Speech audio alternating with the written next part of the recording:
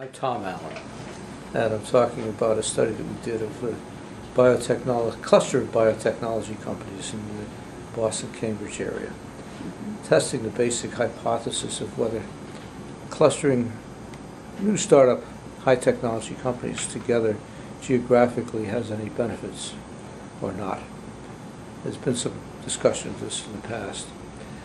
And so what we did is we defined an experimental group first of companies that were located in the region behind MIT or Harvard Medical School on the Boston side of the Charles River.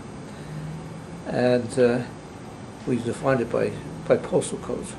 We said if they happen to be in one or more zip codes, then they were in our experimental group. If not, they were in our control group, which included companies within 100 kilometers of where the experimental group is located. We went as far as Worcester, Massachusetts. And we made comparisons between the two of them. Now what we had is, and you've got some of the data already, some of the technique we've got. We set up a web page that listed all of the companies that were doing biotechnology research in the region. And we pulled a sample of 50 companies that we're going to gather data from. And the way we do it is we set up the web page first. It lists the 200 or so companies, and then on randomly chosen days we send emails out to scientists in the 50 companies that we're studying, and we ask them to think about what they did on that given day. And if they talk to anybody in any of these other companies about a scientific subject, not business deals, but scientific subjects, then just take their mouse and click that company. It goes into our database. We collect that because we do this repeatedly over a period of 6 months or so. In fact, 6 months was the time we did it. Every week on a different day for 6 months. Then we plot out a network from the data that we have. We know which companies have had some contact with one another. And that includes, by the way, 5 major broad-based pharmaceutical companies that located in the area. Merck, Pfizer, Wyeth, AstraZeneca, and Novartis are located here. And we sample scientists in those companies as well. There are also a number of large, well-established biotechnology companies, Biogen, Genzyme, and so forth. There are 5 or 6 companies of that sort. And we sampled from them as well. So we had a pretty complete network of companies, because even those that we weren't studying directly, we got references to, because somebody said they talked to somebody in a company that didn't happen to be one of the ones where we were sampling. We assumed that meant there was communication between those two companies. Well, once you have data like that, you can begin to ask a lot of questions about it. For example, one of the basic questions was, is there higher communication within the geographic cluster, within those zip codes, than there is with companies outside? And the answer is yes. If you apply some simple graph theory measures to it, you find that the companies within the geographic cluster are more central to the network than other companies. Then you can ask things about the role of the universities and the role of the major pharmaceutical companies and so forth. And you find, of course, that the universities are a major factor, because that's where most of those companies had their origins, so that there are actually 5 universities nearby that are doing biotechnology research. But most of the work, most of the companies had their origins in either Harvard Medical School or MIT.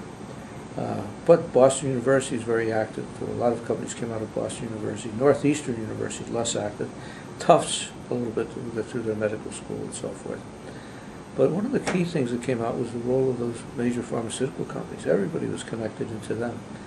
Largely, I think, although we can't really test that, because they were active in going out and trying to make contact with the smaller companies. They were all obviously trying to expand into biotechnology.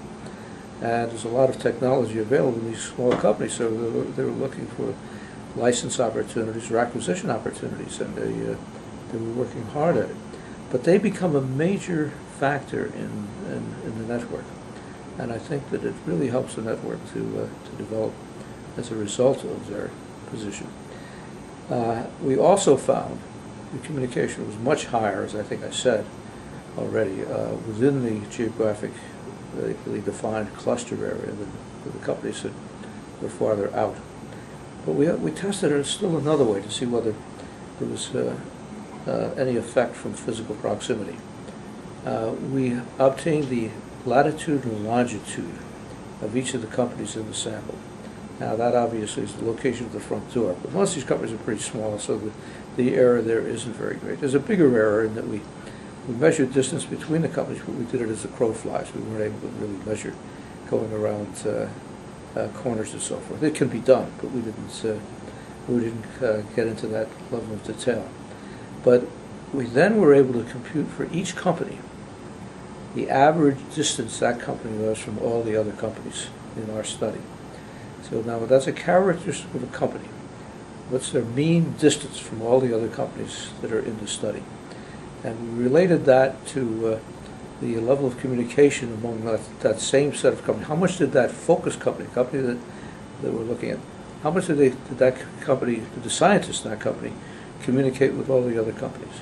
And so now you've got two measures for each company, their average distance and their level of communication with those other companies. And when you relate those two, you find a sudden drop within a few kilometers. It's just about zero. It's very high in close and drops off very rapidly with distance, showing that broadband communication isn't really substituting for face-to-face. These people are talking to one another face-to-face. That's how distance impacts the likelihood of communication between companies. Some of that, I think, is due to the fact that these companies are generally pretty small. As a result, they don't have any dining facilities. People go outside the company for lunch, and they go to the lunchrooms and cafes and so forth around Kendall Square, an area which is a neighborhood in Cambridge, where most of them are located. And they run into old friends that they knew from their university days, and they talk to one another, or they ride in on the same subway train, or they run into each other in the same parking lot, or whatever it may be. It, I believe, is a function of small-sized companies that people get out and bump into one another much more frequently. And it's a very interesting phenomenon that way. And so as a result, a lot of knowledge is transferred. We also found people, of course, move between companies when they're so close together, and that promotes communication. Interesting little instance that we ran across was one of the companies that we were studying were very optimistic about their growth for a few years. They were doing very well, but they're a little bit too optimistic and overhired. They ended up with more staff than the business really could carry, and they had a fairly substantial layoff. Now these scientists who were laid off, interestingly enough, didn't go away mad. Turned out that they brought business back to the company that had fired them and really built a network, helped that company build its network with the companies that they were now working in. They spread out, picked up jobs all over the area. So you see things like that going on here that are very interesting. Now, what else do we learn from it? Well, one is, I think, the importance of the major pharmaceutical companies being here. We all know that the universities are important, and in different regions where they've tried to develop high technology clusters of this sort, of course, it has to be built around a major university. And I think that's true. I think that our data certainly support that.